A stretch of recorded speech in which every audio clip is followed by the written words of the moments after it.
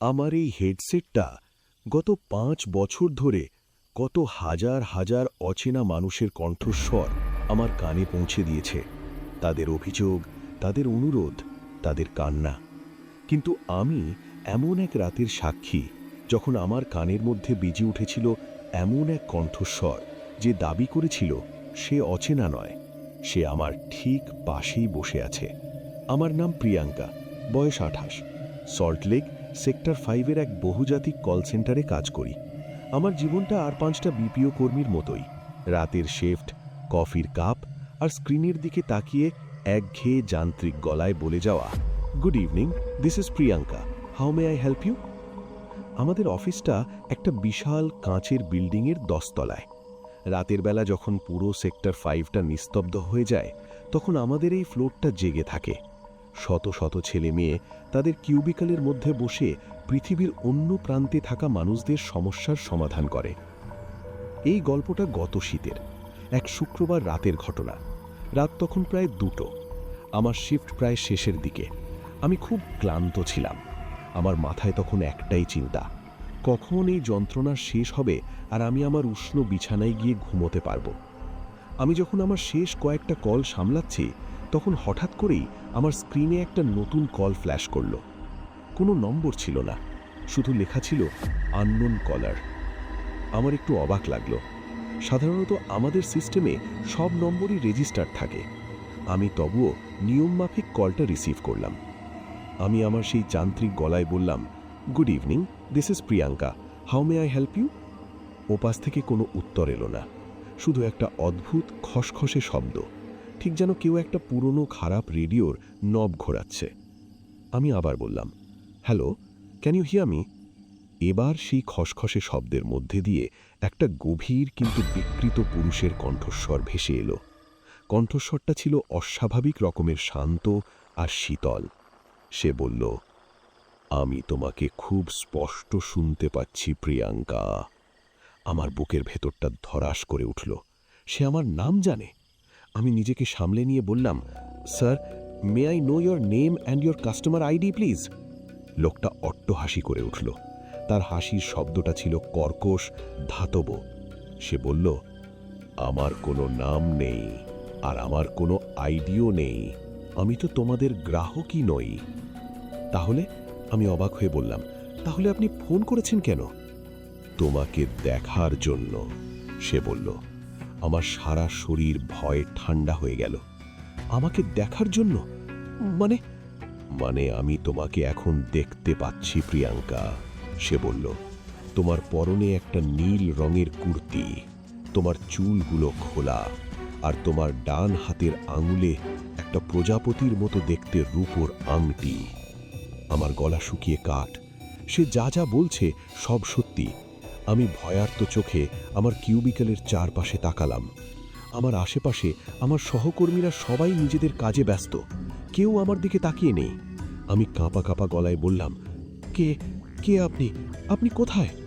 লোকটা আবার সেই ভয়ঙ্কর হাসিটা হাসল, বলল, আমি তো তোমার ঠিক পাশেই বসে আছি প্রিয়াঙ্কা। আমার আর এক মুহূর্ত সহ্য করার ক্ষমতা ছিল না। আমি চিৎকার করে আমার হেডসেটটা খুলে মাটিতে ছুঁড়ে মারলাম। আমার চিৎকার শুনে আমার সহকর্মীরা আর আমার টিম লিডার বিক্রম স্যার সবাই আমার দিকে ছুটে এলেন। আমি তখন ভয়ে আতঙ্কে ঠকঠক করে কাঁপছি। বিক্রম স্যার আমাকে শান্ত করার চেষ্টা করতে লাগলেন। বললেন, কি হয়েছে প্রিয়াঙ্কা, এত ভয় পেয়েছ কেন? আমি তাকে সবটা খুলে বললাম। আমার কথা শুনে সবাই আমার দিকে এমনভাবে তাকাতে লাগলো যেন আমি পাগল হয়ে গেছি। বিক্রম স্যার একটা দীর্ঘশ্বাস ফেলে বললেন, প্রিয়াঙ্কা, তুমি হয়তো খুব টেনশনে আছো, তাই হ্যালুসিনেট করছো। ওটা হয়তো কোনো প্র্যাঙ্ক কল ছিল। তিনি সিস্টেম চেক করে বললেন, দেখো, তোমার সিস্টেমে তো কোনো আননোন কলারের রেকর্ডই নেই। তোমার শেষ কলটা তো প্রায় 10 মিনিট আগে শেষ হয়ে গেছে। আমি স্তব্ধ হয়ে গেলাম। এটা কিভাবে সম্ভব? আমি জানি আমি কোনো স্বপ্ন দেখিনি। আমি জানি আমি যা শুনেছি তা সত্যি, কিন্তু আমার কাছে কোনো প্রমাণ ছিল না। সেই রাতের পর থেকে আমার জীবনটা আর আগের মতো রইল না। আমি যখনই অফিসে আসতাম, আমার মনে হতো যেন দুটো শীতল অদৃশ্য চোখ আমার উপর নজর রাখছে। আমি প্রায়ই আমার কানের পাশে সেই খসখসে শব্দটা শুনতে পেতাম। আমি জানি না সে কে, আমি জানি না সে কি চায়। আমি শুধু জানি সে আমার খুব কাছে আছে, আর সে হয়তো আবার ফোন করবে তার ওই অসমাপ্ত ভয়ঙ্কর খেলাটা শেষ করার জন্য। সেই রাতের ভয়ঙ্কর ফোন কলটার পর আমি কয়েকদিনের জন্য ছুটিতে চলে গিয়েছিলাম।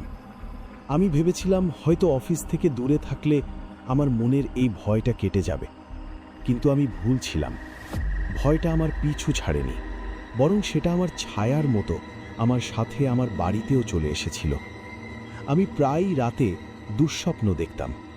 আমি দেখতাম আমি একটা অন্ধকার অন্তহীন কল সেন্টারে একা বসে আছি, আর আমার চারপাশে হাজার হাজার ফোন একসাথে বেজে চলেছে, আর প্রতিটা ফোন থেকে সেই একই শীতল যান্ত্রিক কণ্ঠস্বর ভেসে আসছে, আমি তোমাকে দেখতে পাচ্ছি প্রিয়াঙ্কা। আমার ঘুম ভেঙে যেত। আমি দেখতাম আমার সারা শরীর ঘামে ভিজে গেছে।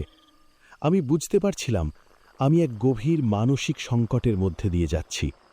আমি একজন সাইকিয়াট্রিস্টের সাথেও দেখা করেছিলাম। তিনি আমাকে কিছু ঘুমের ওষুধ আর অ্যান্টিডিপ্রেসেন্ট দিয়েছিলেন, কিন্তু তাতেও কোনো লাভ হয়নি। অবশেষে আমি ঠিক করলাম আমাকে এর মুখোমুখি হতেই হবে। ভয় পেয়ে পালিয়ে থাকলে এই ভয়টা আমাকে আরও বেশি করে গ্রাস করে ফেলবে। আমি এক সপ্তাহ পর আবার অফিসে যোগ দিলাম। আমার সহকর্মীরা আমার দিকে কেমন যেন করুণার চোখে তাকাচ্ছিল। তারা হয়তো ভেবেছিল আমি সত্যিই পাগল হয়ে গেছি, কিন্তু আমার টিম লিডার বিক্রম স্যার আমার প্রতি খুব সহানুভূতিশীল ছিলেন। তিনি আমাকে তার কেবিনে ডেকে অনেকক্ষণ ধরে বোঝালেন। তিনি বললেন, প্রিয়াঙ্কা, আমি জানি তোমার ওপর দিয়ে অনেক ঝড় গেছে।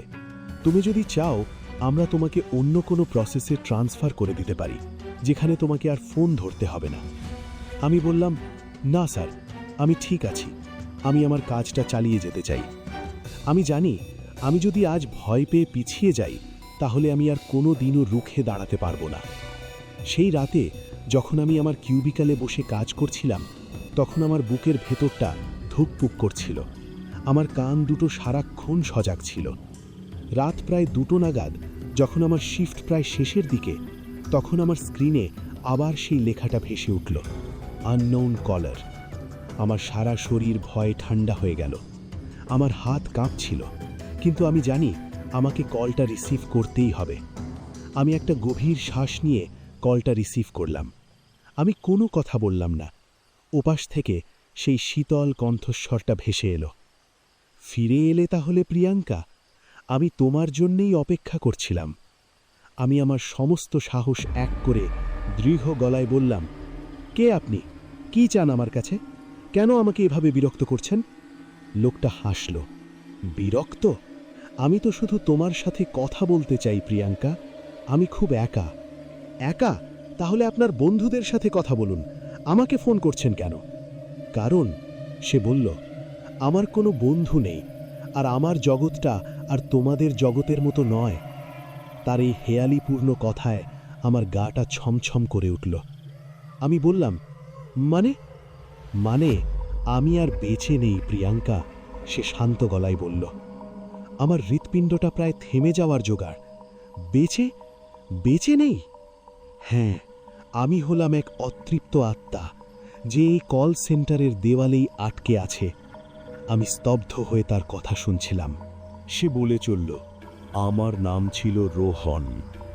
আমিও তোমার মতোই এই কল সেন্টারেই কাজ করতাম, ঠিক তোমার পাশের কিউবিকালটাতেই। আমি চমকে উঠে আমার পাশের খালি কিউবিকালটার দিকে তাকালাম। ওটা গত কয়েক মাস ধরেই খালি পড়ে আছে। আমিও, সে বলল, তোমার মতোই রাত জেগে পৃথিবীর অন্য প্রান্তে থাকা মানুষদের সমস্যার সমাধান করতাম। আমারও অনেক স্বপ্ন ছিল, কিন্তু একদিন রাতে এই অফিসেই আমার সব স্বপ্ন শেষ হয়ে গেল। কি হয়েছিল আপনার সাথে? আমাকে খুন করা হয়েছিল। তার কণ্ঠস্বরটা যন্ত্রণায়, ক্রোধে কেঁপে উঠল। এই অফিসেরই কয়েকজন লোক আমাকে খুন করেছিল। খুন? হ্যাঁ, আমি তাদের একটা বড় বেআইনি কারবারের কথা জেনে ফেলেছিলাম। তারা কোম্পানির ডেটা চুরি করে বাইরের পার্টির কাছে বিক্রি করে দিত। আমি তাদের হাতে নাতে ধরে ফেলেছিলাম। আমি ঠিক করেছিলাম আমি পুলিশকে সব জানিয়ে দেব, কিন্তু তারা আমাকে সেই সুযোগ দেয়নি। সেদিন রাতেই তারা আমাকে এই অফিসেরই সার্ভার রুমে নিয়ে গিয়ে আমার মাথায় সজোরে আঘাত করে, আর তারপর আমার দেহটা এই বিল্ডিংয়ের ছাদ থেকে নিচে ফেলে দেয়। পুলিশ এসেছিল, তদন্ত হয়েছিল, কিন্তু তারা এটাকে আত্মহত্যা বলে কেস ফাইল বন্ধ করে দেয়। আমার খুনিরা আজও এই অফিসেই সবার সামনে ভালো মানুষ সেজে ঘুরে বেড়াচ্ছে। আমার মাথা ঘুরছিল, এ কি ভয়ঙ্কর কথা। আমি বললাম, কিন্তু কিন্তু আপনি আমার সাথেই কেন যোগাযোগ করছেন? কারণ, সে বলল, কারণ আমি তোমার মধ্যে আমার প্রতিচ্ছবি দেখতে পাই প্রিয়াঙ্কা। তোমার সততা, তোমার সাহস। আমি জানি তুমিই একমাত্র যে আমাকে সাহায্য করতে পারবে। সাহায্য? আমি কিভাবে আপনাকে সাহায্য করব? তোমাকে আমার খুনিদের মুখোশটা খুলে দিতে হবে, সে বলল। তোমাকে আমার বিচার পাইয়ে দিতে হবে, তবেই আমার আত্মা শান্তি পাবে, মুক্তি পাবে। আমি জানি না আমার কি বলা উচিত। আমি কি একটা প্রেতাত্মার কথায় বিশ্বাস করব? আমি কি আমার নিজের জীবনকে ঝুঁকির মধ্যে ফেলব? আমি যখন ভাবছি আমি কি উত্তর দেব, ঠিক তখনই রোহনের আত্মা বলল, আমি জানি তুমি আমাকে বিশ্বাস করতে পারছো না, তাই আমি তোমাকে একটা প্রমাণ দিচ্ছি। প্রমাণ? হ্যাঁ, তুমি যদি এখন তোমার ডেস্কের ডান দিকের ড্রয়ারটা খোলো, তাহলে তুমি একটা জিনিস খুঁজে পাবে। আমি কাঁপা কাঁপা হাতে আমার ড্রয়ারটা খুললাম। ড্রয়ারটা ছিল প্রায় খালি, শুধু কয়েকটা পুরনো কাগজপত্র আর একটা পেনের ক্লিপ। কিন্তু ড্রয়ারের একেবারে পেছনের কোণায় আমি দেখলাম একটা জিনিস পড়ে আছে, একটা পুরনো বিবর্ণ হয়ে যাওয়া আইডি কার্ড। আমি আইডি কার্ডটা হাতে তুলে নিলাম। কার্ডে একটা অল্প বয়সী হাসি খুশি ছেলের ছবি, আর তার নিচে নাম লেখা রোহন শর্মা। রোহনের সেই পুরনো বিবর্ণ আইডি কার্ডটা হাতে নিয়ে আমার মনে হয়েছিল আমি যেন এক জীবন্ত রহস্যের গভীরে প্রবেশ করেছি। আমার আর কোনো সন্দেহ ছিল না যে আমি যার সাথে কথা বলছি সে কোনো প্র্যাঙ্কস্টার নয়, সে সত্যিই এক অতৃপ্ত বিচার প্রার্থী আত্মা। আমি সেই রাতে আর ঘুমাতে পারিনি। আমার মাথায় শুধু রোহনের কথাগুলো ঘুরপাক খাচ্ছিল, তার করুণ মৃত্যু, তার খুনিদের উল্লাস আর তার বিচারের আকুতি। আমি বুঝতে পারছিলাম আমি আর পিছিয়ে আসতে পারবো না, আমাকে রোহনকে সাহায্য করতেই হবে। কিন্তু কিভাবে? আমার হাতে ছিল শুধু একটা পুরনো আইডি কার্ড, এটা দিয়ে তো আর কাউকে খুনি প্রমাণ করা যায় না। পরদিন আমি অফিসে গেলাম। আমার হাবভাব যতটা সম্ভব স্বাভাবিক রাখার চেষ্টা করলাম, কিন্তু আমার চোখ দুটো সারাক্ষণ রোহনের বলা সেই খুনিদের খুঁজছিল। কিন্তু সে তো আমাকে তাদের নাম বলেনি। সেই রাতে আমি আবার সেই আননোন কলারের জন্য অপেক্ষা করতে লাগলাম। রাত প্রায় 2টো নাগাদ সে আবার ফোন করল। আজ আমি আর ভয় পেলাম না। আমি বললাম, রোহন, আমি তোমাকে সাহায্য করতে চাই, কিন্তু তোমাকে আমাকে বলতে হবে কারা তোমার খুনি, আর আমাকে প্রমাণ জোগাড় করতে সাহায্য করতে হবে। রোহনের আত্মা বলল, আমি জানতাম তুমি রাজি হবে প্রিয়াঙ্কা, ধন্যবাদ। আমার খুনিরা, তার কণ্ঠস্বরটা ঘৃণায় কঠিন হয়ে এলো। 3 জন, আমাদেরই অফিসের অন্য একটা প্রসেসের 3 সিনিয়র, বিক্রম, সুমন আর রাজীব। বিক্রমই হলো এদের লিডার। বিক্রম? বিক্রম স্যার, আমার টিম লিডার? আমার পায়ের তলা মাটি সরে যাচ্ছিল। যে লোকটা আমাকে এতদিন ধরে এত সহানুভূতি দেখিয়েছে সেই একজন খুনি। রোহন বলে চলল, তারা আজও তাদের সেই ডেটা চুরির ব্যবসাটা চালিয়ে যাচ্ছে। তারা কোম্পানির সার্ভার থেকে ক্লায়েন্টদের ক্রেডিট কার্ডের তথ্য চুরি করে ডার্ক ওয়েবে বিক্রি করে। আর প্রমাণ? আমি কাঁপা কাঁপা গলায় জিজ্ঞাসা করলাম, প্রমাণ কোথায়? প্রমাণ আছে, সে বলল, বিক্রমের ল্যাপটপে। সে তার সমস্ত বেআইনি লেনদেনের হিসেব একটা গোপন এনক্রিপ্টেড ফোল্ডারে রাখে। তোমাকে সেই ফোল্ডারটা জোগাড় করতে হবে। আমার মাথায় হাত। বিক্রম স্যারের ল্যাপটপ, ওটা তো সে এক মুহূর্তের জন্য চোখের আড়াল করে না। আমি বললাম, কিন্তু ওটা তো প্রায় অসম্ভব রোহন, আমি কিভাবে তার ল্যাপটপ থেকে ফোল্ডারটা বের করব? রোহন বলল, আমি তোমাকে সাহায্য করব। কাল রাতে আমাদের অফিসের টিম পার্টি আছে। সবাই যখন পার্টিতে ব্যস্ত থাকবে তখন অফিস ফ্লোরটা প্রায় খালি থাকবে। বিক্রমও তার ল্যাপটপটা তার কেবিনে লক করে রেখে যাবে। তোমাকে সেই সময় ওর কেবিনে ঢুকতে হবে। আমি তোমাকে পাসওয়ার্ডটা বলে দেব। তুমি ফোল্ডারটা একটা পেন ড্রাইভে কপি করে নেবে। পরিকল্পনাটা ছিল খুব ঝুঁকিপূর্ণ। যদি আমি ধরা পড়ি তাহলে আমার চাকরি তো যাবেই, বিক্রম আমাকে রোহনের মতোই শেষ করে দেবে।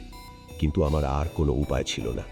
আমি সবার চোখ এড়িয়ে খুব সন্তর্পণে আমাদের ফ্লোরের দিকে চলে এলাম। ফ্লোরটা ছিল একদম নিস্তব্ধ। শুধু সার্ভার রুমের ভেতর থেকে একটা একটানা গুঙানির মতো আওয়াজ আসছিল। আমি জানি ওই আওয়াজটা কিসের।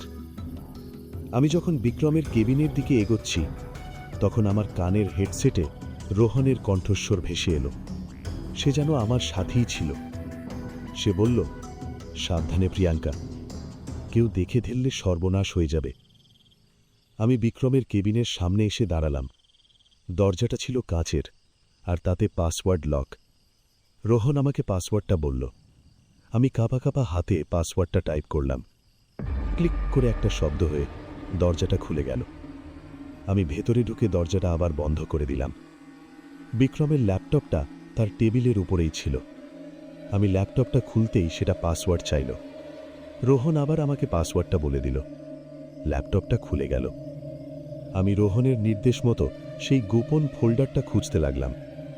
অবশেষে আমি সেটা খুঁজে পেলাম। ফোল্ডারটার নাম ছিল মাই পার্সোনাল পোয়েমস। আমি ফোল্ডারটা খুলতেই আমার চোখ দুটো ছানা বড়া হয়ে গেল। ভেতরে কোনো কবিতা ছিল না, ছিল শত শত এক্সেল শিট যেখানে ক্লায়েন্টদের ক্রেডিট কার্ডের নম্বর, সিভিভি আর তাদের ব্যক্তিগত তথ্য বিস্তারিতভাবে লেখা। আমি আর এক মুহূর্তও দেরি না করে আমার সাথে আনা পেনড্রাইভটা লাগিয়ে ফোল্ডারটা কপি করতে শুরু করলাম। ফোল্ডারটার সাইজ ছিল বেশ বড়, কপি হতে বেশ কিছুটা সময় লাগছিল। আমার বুকের ভেতরটা ধড়াস ধড়াস করছিল। প্রতিটা মুহূর্ত আমার কাছে এক একটা যুগের মতো মনে হচ্ছিল। অবশেষে কপিটা কমপ্লিট হলো। আমি পেনড্রাইভটা খুলে ল্যাপটপটা বন্ধ করে যখনই উঠে দাঁড়াতে যাব, ঠিক তখনই আমার পিছনে কেবিনের দরজাটা খোলার শব্দ হলো। আমি চমকে উঠে পিছনে ফিরলাম। দেখলাম দরজায় বিক্রম স্যার দাঁড়িয়ে আছেন। তার হাতে একটা মদের গ্লাস আর তার মুখে এক ভয়ঙ্কর শয়তানি হাসি।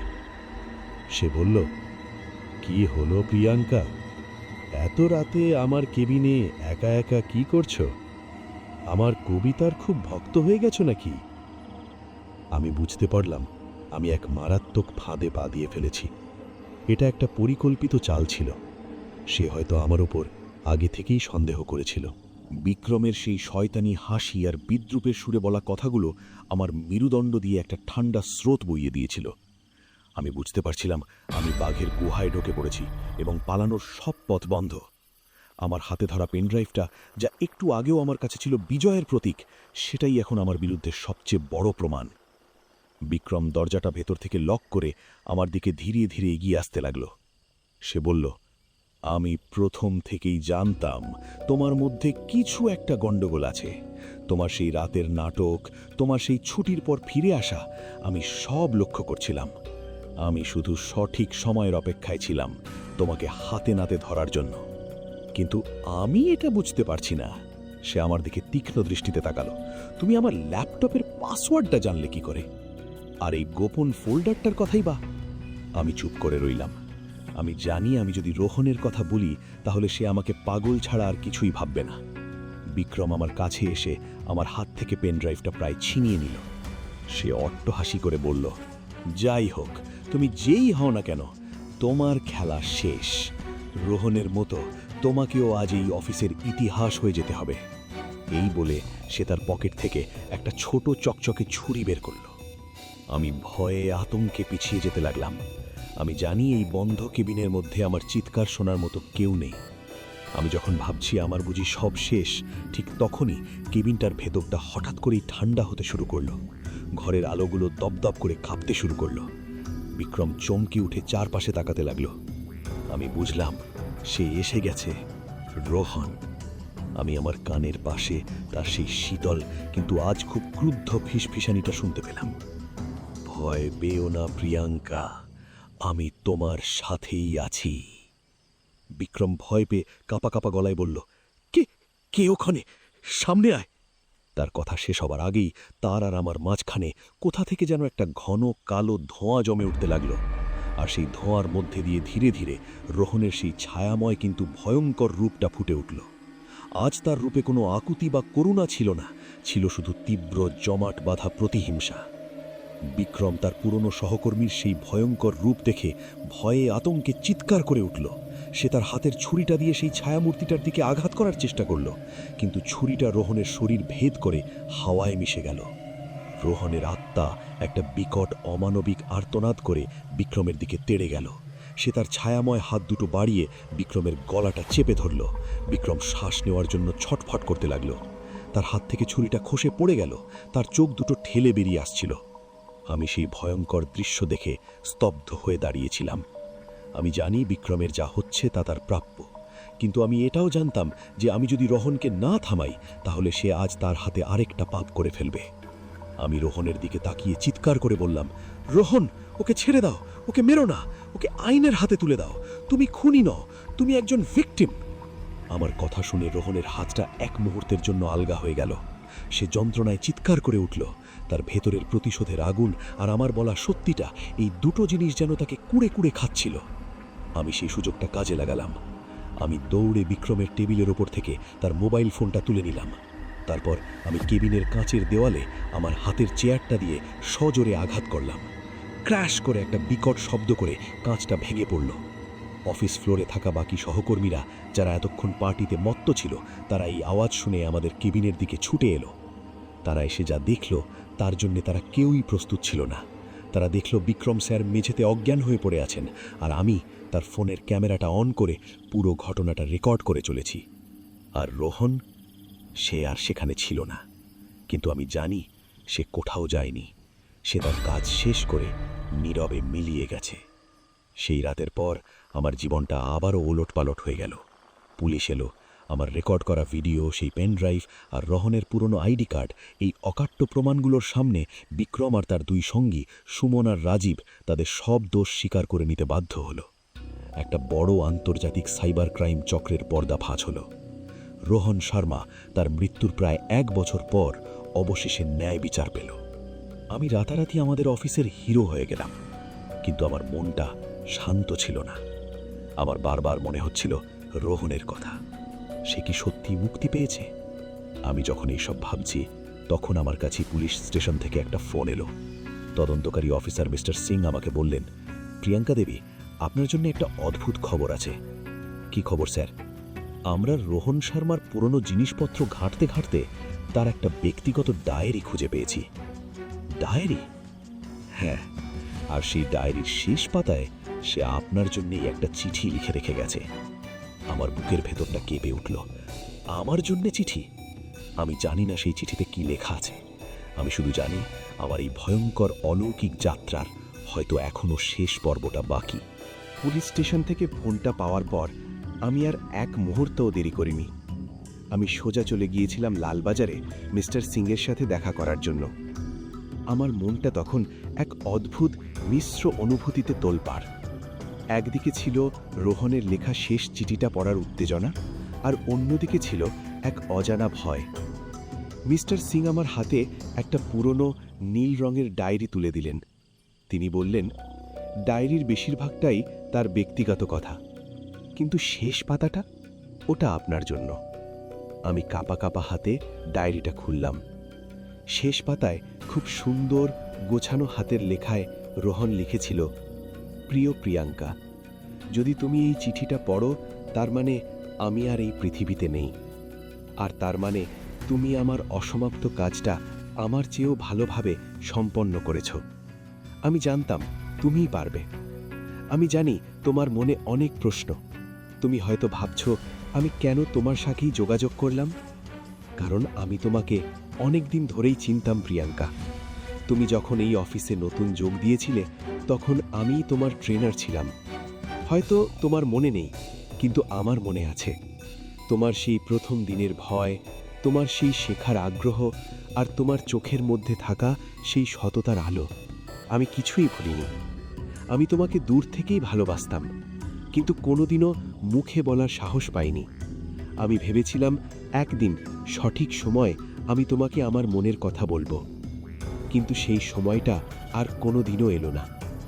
আমি যখন মারা যাই, তখন আমার আত্মার একটাই আকুতি ছিল, বিচার। আর ছিল তোমাকে শেষবারের মতো একবার দেখার ইচ্ছে। হয়তো আমার এই দুটো তীব্র ইচ্ছাই আমাকে এই পৃথিবীতে, এই অফিসের দেওয়ালে আটকে রেখেছিল। তুমি আমার দুটো ইচ্ছাই পূরণ করেছ প্রিয়াঙ্কা। তুমি আমাকে বিচার পাইয়ে দিয়েছ, আর তুমি আমাকে তোমার সাহসের, তোমার সততার এক নতুন রূপ দেখিয়েছ, যা আমার ভালোবাসাকে আরও বাড়িয়ে দিয়েছে। আমি এখন মুক্ত, আমি এখন শান্তিতে যেতে পারব। কিন্তু যাওয়ার আগে আমি তোমাকে একটা শেষ উপহার দিয়ে যেতে চাই। তোমার ডেস্কের সেই ডান দিকের ড্রয়ারটা, যেখানে তুমি আমার আইডি কার্ডটা খুঁজে পেয়েছিলে, তার নিচে একটা গোপন খোপ আছে। সেখানে আমি তোমার জন্য আমার শেষ স্মৃতিচিহ্নটুকু রেখে গেলাম। ভালো থেকো প্রিয়াঙ্কা, আর মনে রেখো, ভালোবাসা কখনো মরে না। সে শুধু এক জগৎ থেকে আরেক জগতে তার রূপ পরিবর্তন করে। ইতি শুধু তোমার, রোহন। চিঠিটা পড়তে পড়তে আমার চোখ দুটো জলে ভরে গিয়েছিল। আমি আর এক মুহূর্ত পুলিশ স্টেশনে থাকলাম না। আমি সোজা চলে গেলাম আমার অফিসে। অফিসটা তখন প্রায় খালি। আমি আমার পুরনো কিউবিকালটায় গিয়ে দাঁড়ালাম। আমি আমার ডেস্কের সেই ডান দিকের ড্রয়ারটা খুললাম। তারপর রোহনের কথা মতো ড্রয়ারটার নিচে হাত দিয়ে একটা গোপন খোপ খুঁজে বের করলাম। খোপের ভেতরে একটা ছোট ভেলভেটের বাক্স রাখা। আমি কাঁপা কাঁপা হাতে বাক্সটা খুললাম। ভেতরে ছিল একটা অপূর্ব সুন্দর প্রজাপতি ডিজাইনের রূপোর আংটি। আমার সেই আংটিটা, যা আমি প্রথম রাতে পরেছিলাম। কিন্তু আমার আংটি তো আমার আঙুলেই আছে। আমি অবাক হয়ে আমার হাতের দিকে তাকালাম। না, আমার আঙুলটা খালি। আমার মাথা ঘুরে গেল। তাহলে আমি যে আংটিটা এতদিন ধরে পরেছিলাম, সেটা... আমি বুঝলাম, রোহানের আত্মা প্রথম দিন থেকেই আমার সাথে ছিল। সে তার ভালোবাসার স্মৃতিচিহ্ন দিয়ে আমাকে একটা অদৃশ্য বর্মের মতো রক্ষা করে চলেছিল। আমি সেই বাক্স থেকে রোহনের দেওয়া আংটিটা বের করে আমার আঙুলে পরলাম। আংটিটা আমার আঙুলে লাগা মাত্রই আমার সারা শরীরে একটা উষ্ণ ভালোবাসার স্রোত বয়ে গেল। আমার মনে হলো যেন রোহন আমার পাশেই দাঁড়িয়ে আছে। সে আমার হাতে হাত রেখেছে। সেই ঘটনার পর অনেক বছর কেটে গেছে। আমি আর ওই কল সেন্টারে কাজ করি না। আমি এখন একজন লেখিকা। আমার প্রথম বই the unknown caller best seller হয়েছে। আমি আজও একা, কিন্তু আমি জানি আমি একা নই। রোহন আমার সাথেই আছে, আমার লেখার মধ্যে, আমার ভাবনার মধ্যে, আমার প্রতিটা নিঃশ্বাসের মধ্যে। আর মাঝে মাঝে যখন আমি রাতের বেলা আমার ল্যাপটপে কাজ করি, তখন আমার মনে হয় যেন আমি আমার কানের পাশে একটা পরিচিত, শীতল কিন্তু ভালোবাসায় ভরা ফিসফিসানি শুনতে পাই। আমি তোমাকে দেখতে পাচ্ছি প্রিয়াঙ্কা। আমি আর ভয় পাই না। আমি শুধু মৃদু হেসে উত্তর দিই, আমিও।